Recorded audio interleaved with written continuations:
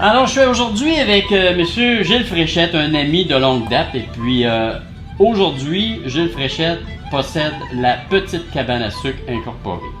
Alors, Gilles, c'est le fun de pouvoir être ensemble, de pouvoir jaser un petit peu. Je suis aussi un amateur de cabane à sucre depuis quelques années. Et puis, j'étais très impatient de pouvoir te rencontrer pour aller un petit peu plus en profondeur avec toi. Et surtout de te demander des points qui nous intéressaient drôlement, comme qu'est-ce qui t'a amené dans ce domaine-là?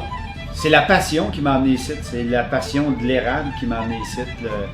J'ai fait ça toute ma vie, puis c'était mon but dans ma vie d'avoir une grosse érablière, d'en vivre. Ici, ce qui est différent, c'est que je me cherchais une érablière de production seulement.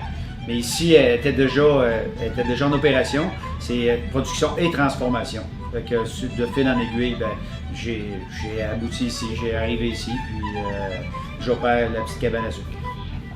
On aimerait savoir combien d'entailles globalement que tu as ici. OK.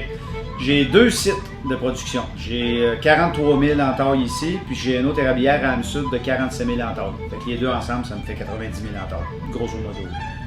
Wow! Et là, maintenant, tu es rendu, quand on parle de gallons d'eau qui entrent à l'heure, ça peut se situer à combien? Tout dépend de la coulée, mais dans une bonne coulée, on peut recevoir entre 10 et 12 000 gallons d'eau à l'heure. Wow! Combien de produits actuellement vous offrez? Est-ce que c'est strictement du sirop? Non. On produit ce que les clients nous demandent. J'ai différentes clientèles. J'ai des distributeurs, des chaînes de restaurants, des particuliers, des épiceries, des boucheries. Je fais, dans le fond, ce que le client me demande.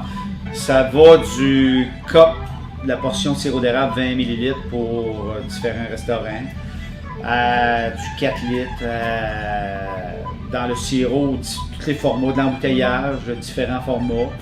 Après ça, on fait du sucre d'érable granulé qui nous est demandé, que le monde se sert pour mettre du poudré sur les crêpes ou sur les desserts.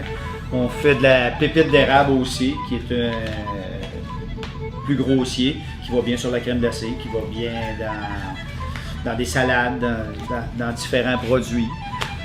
On fait du caramel à l'érable, on fait du beurre d'érable, de la tire d'érable, de la barbe à papa d'érable qu'on fait aussi.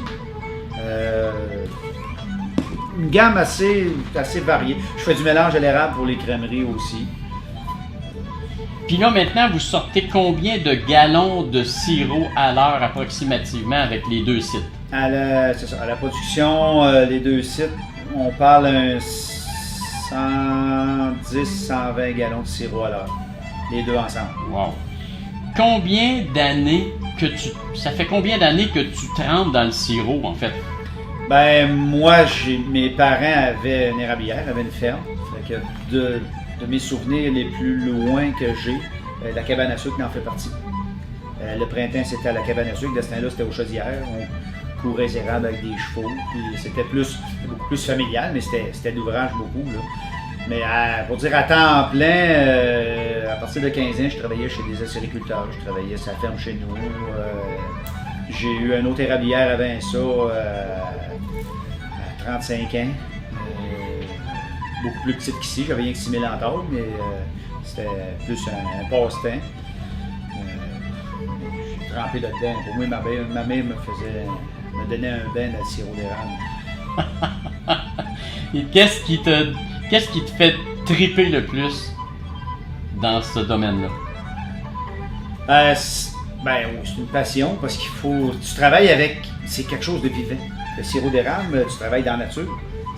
Tu travailles avec des arbres, puis c'est vivant.